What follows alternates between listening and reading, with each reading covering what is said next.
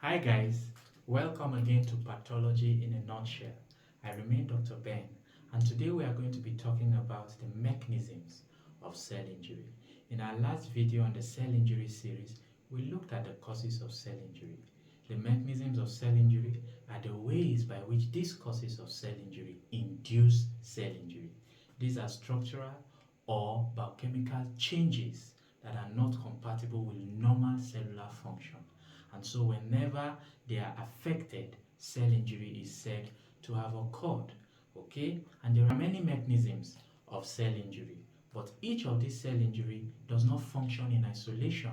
Sometimes one mechanism can lead to another, and sometimes a single cause of cell injury can activate several mechanisms that will deliver a fatal blow to the cell. So let's talk about the mechanisms of cell injury. The first one I would like us to talk about is mitochondrial damage. Okay? You know that the mitochondria is the powerhouse of the cell, meaning that it plays very, very important roles in ATP production. It is the organelle for ATP production. Okay? The mitochondria also is responsible for some parts of lipid metabolism. Okay, so when there is mitochondrial damage, there's going to be ATP depletion. ATP depletion. There is also going to be incomplete oxidative phosphorylation. Incomplete oxidative phosphorylation.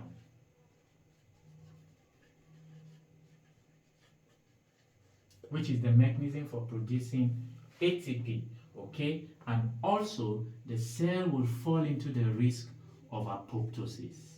Apoptosis. Now, these are the consequences of mitochondrial damage. What are those things that can cause this mitochondrial damage? Number one is hypoxia. Okay, so reduced oxygen supply, oxygen deprivation. Okay, exposure to reactive oxygen species is also a cause of mitochondrial damage. And of course, toxic substances. Some toxic substances cause mitochondrial damage. Okay, so these are some of the things that cause mitochondrial damage, and these are the consequences of mitochondrial damage. When ATP is depleted, one of the things that happen is that the sodium-potassium ATPase fails, okay, because that channel is dependent on ATP for normal function.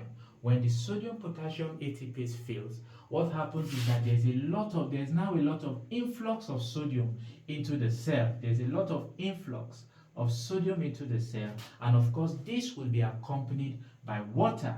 Okay, and when this is accompanied by water, it will lead to cell swelling. It will lead to cell swelling, cellular edema, and not only cellular edema, even other organelles will swell. Okay, another consequence of ATP depletion is that there's going to be an impairment of certain metabolic functions. Okay, because a lot of metabolic functions depend also on ATP. Okay, another thing that will happen when there's ATP depletion is that there's going to be a problem with protein synthesis. There's going to be a problem with protein synthesis. So there will now be accumulation of misfolded protein, and that in itself can lead to cell injury. Okay, of course, the reason why there's a problem with protein synthesis is because ATP is needed for protein synthesis. Okay, so these are some of the consequences of ATP depletion. Now, in incomplete oxidative phosphorylation, because of mitochondrial injury, the mitochondria may not be able to completely phosphorylate the oxygen, okay, that it receives, that is in the electron transport chain, and that can lead to generation of what? Of reactive oxygen species. Okay, and this reactive oxygen species can go on to cause cellular injury by various mechanisms. Okay, now there are certain contents in the mitochondria that must not come out into the cytosol. They mustn't find their way into the cytosol. If they find their way into the cytosol, they will induce cell death. And one such compound is cytochrome C, which plays a very, very important role in oxidative phosphorylation. But when there's mitochondrial damage, particularly mitochondrial membrane damage, cytochrome C leaks out and goes and finds itself in the cytosol and induces apoptosis. Okay, these are the various ways through which mitochondrial damage induces cell injury. Now we'll move on to the next one. So the next mechanism we are going to be looking at is membrane damage. Membrane damage. Okay, now certain things happen when the membrane is damaged. One of the things is that contents of the cell leak out. Contents of cells leak out of the cells. Another consequence is an influx of fluid and ions. Another consequence, especially if it is the lysosomal membrane that is damaged, okay, we can have enzymes coming out of the lysosome and digesting and degrading cellular components. So there will be degradation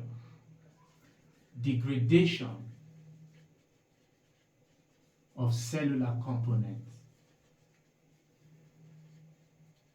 And then in mitochondrial membrane injury, of course, there might be apoptosis. Just as we explained earlier, because of the leakage of cytochrome C into the cytosol, that can trigger apoptosis. So the contents of the cells leak out, and that can induce inflammation because certain contents of the cell can actually activate the inflammatory or the immune system. Okay, apart from that, the contents of the cell that leak out may not allow the cell to perform the normal metabolic function that will allow the cell to survive. And then, of course, influx of fluid and even ions that otherwise could have been regulated, okay, will enter the cell and lead to cell injury. Okay, of course, we've talked about degradation of cellular components by enzymes that would have been confined within the lysosome, but because of lysosomal membrane injury, these enzymes come out and digest cellular components, and then we've talked about apoptosis. What are the things that cause membrane damage? Membrane damage can be caused by infections, viral and bacterial infections. Okay, they can be caused by hypoxia. Membrane damage can be caused by even radiation. Okay, can cause membrane damage, and reactive oxygen species can cause membrane damage. So these are some of the causes of membrane damage, and these are the consequences of membrane damage. The next mechanism of cell injury we are going to talk about is oxidative stress. Oxidative stress. And oxidative stress is simply an accumulation, or simply implies an accumulation of radicals within the cell. And the commonest kind of radical that accumulates within the cell is the reactive oxygen species. Okay, the reactive oxygen species. And examples of reactive oxygen species include the superoxide, the hydroxide ion,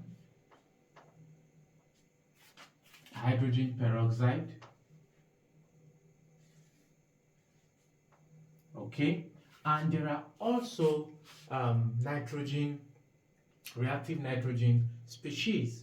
Now, one thing about reactive oxygen species is that they can be produced in the body, okay, by certain processes within the body. Okay, number one, normal metabolic processes, certain normal metabolic processes can produce reactive oxygen species. Okay, secondly, We can have reactions that involve exogenous substances like drugs. Okay, so when the body tries to neutralize them or tries to make them, convert them to excretable substances, they can generate reactive oxygen species. So I can just say xenobiotic reactions. Xenobiotic reactions can generate um, reactive oxygen species. Okay, exposure to radiation. Okay, exposure to radiation can generate reactive oxygen species. Even the transition metals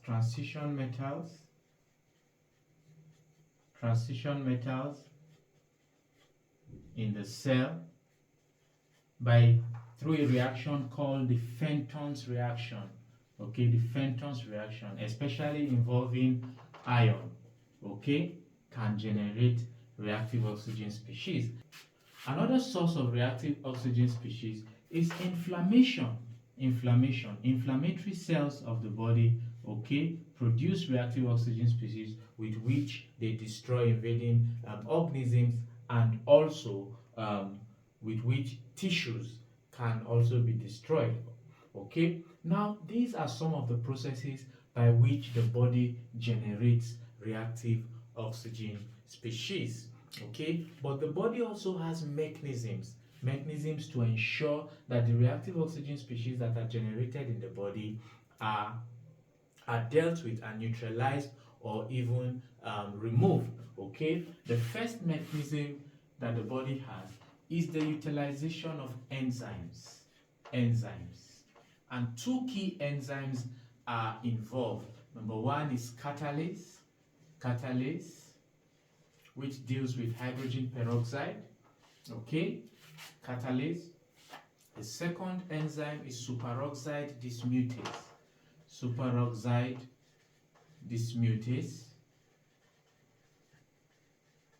Okay, now which deals with superoxide. Other mechanisms with which the body deals with reactive oxygen species include antioxidants,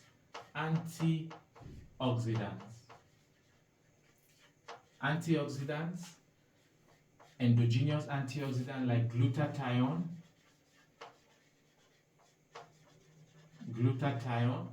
and exogenous ones like the vitamins A, vitamin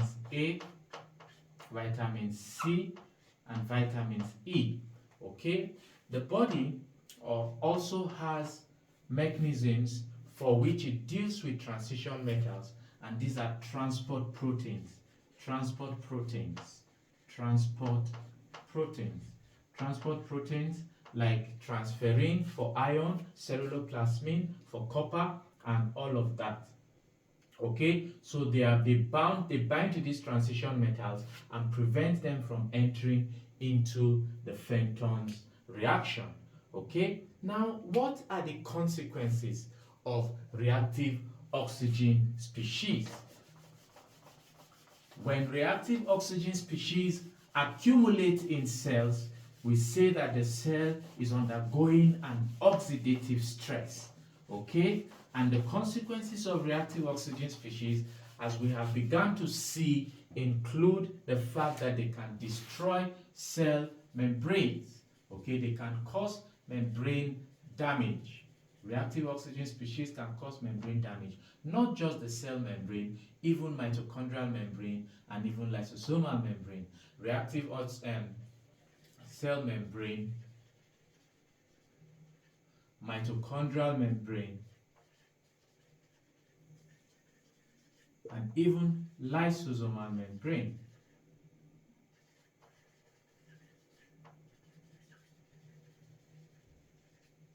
Reactive oxygen species can also destroy DNA.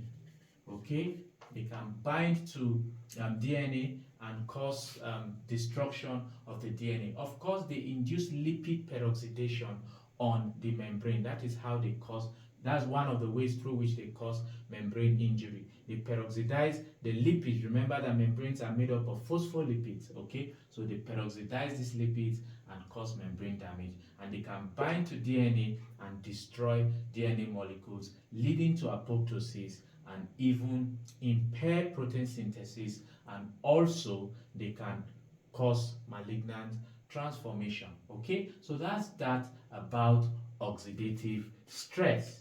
The next one we'll be looking at is DNA damage. So yes, DNA damage.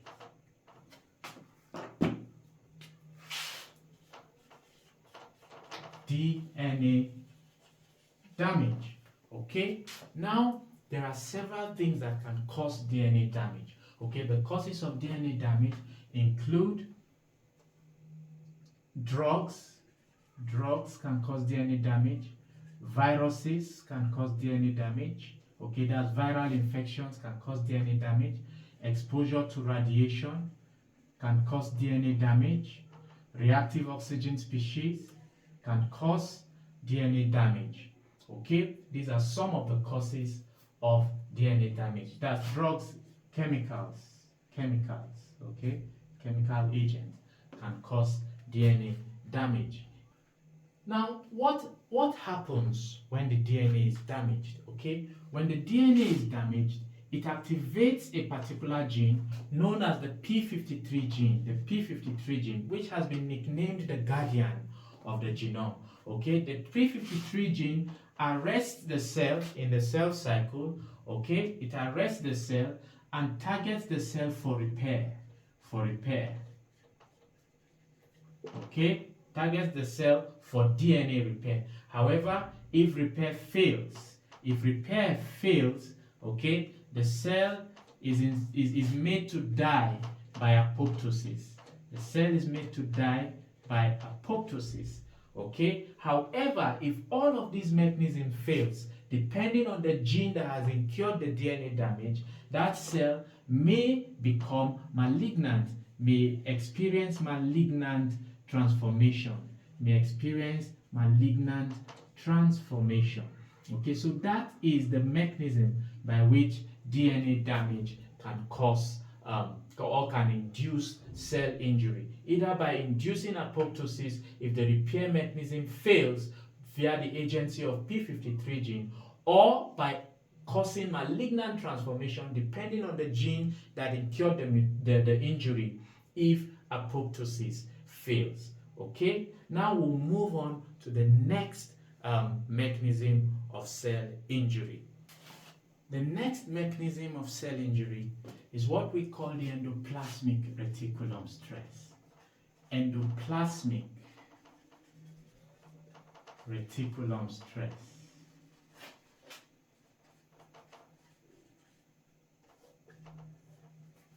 Now, normally, proteins are folded in the endoplasmic reticulum. Okay, and this folding, is aided by what we call by substances, or by what we call the chaperones. When a protein is misfolded, there is an attempt by the cell to restore that misfolded protein. Okay, but if that restoration mechanism fails, the protein is channeled for degradation, okay, through a pathway known as the ubiquitin proteasome pathway.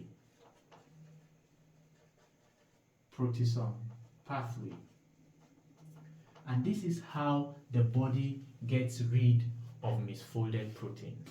Okay, so when proteins are misfolded and they cannot be brought back, they cannot be restored, they are targeted, or they are channeled through the ubiquitin to the proteasome for destruction, for degradation. Okay, now in endoplasmic reticulum stress, misfolded proteins accumulate, and they overwhelm the cell's capacity, okay, to degrade them. This accumulation of misfolded proteins will activate the apoptotic pathway, and eventually lead to apoptosis.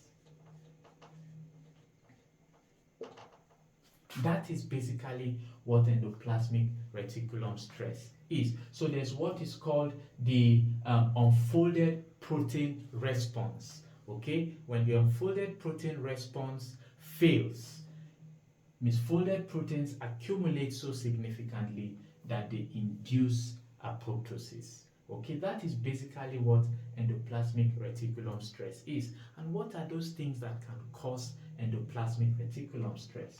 Viral infections can cause endoplasmic reticulum stress. Okay, mutations can cause endoplasmic reticulum stress. Increased demand for certain proteins, increased demand for proteins, okay, like in type 2 diabetes, where there's increased demand for insulin, that can also induce the endoplasmic reticulum stress. The last but not the least mechanism of cell injury is impaired calcium homeostasis. Impaired calcium homeostasis.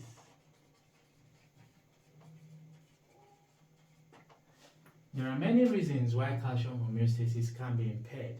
One of such reasons is ischemia or hypoxia. If there is membrane damage,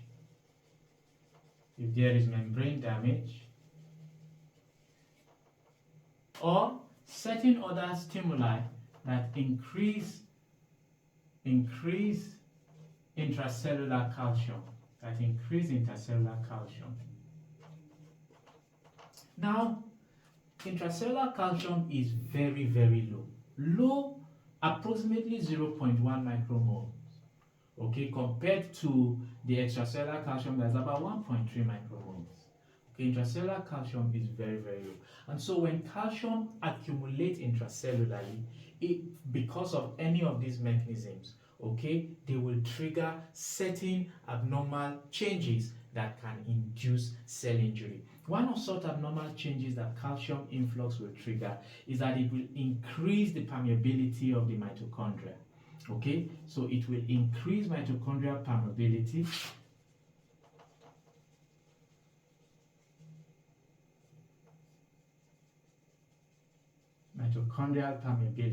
And of course we know the consequences of increased mitochondrial permeability. Another thing that calcium increase and high levels of calcium intracellularly can cause is that calcium can activate enzymes, degradative enzymes. It can activate degradative enzymes.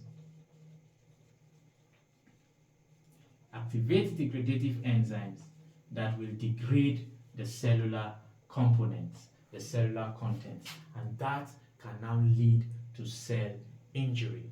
Okay, so these are the mechanisms of cell injury. In the mechanisms of cell injury, we talked about mitochondrial damage, where we saw that ATP depletion is a key feature of mitochondrial damage. We talked about membrane damage, we talked about DNA damage, we talked about oxidative stress, okay, where reactive oxygen species are a key feature of oxidative stress. We talked about endoplasmic reticulum stress that involves the accumulation of misfolded proteins and the activation of apoptosis, okay, and then we also talked about impaired calcium homeostasis. These are the mechanisms of cell injury. In our next video, we will be talking about cell death.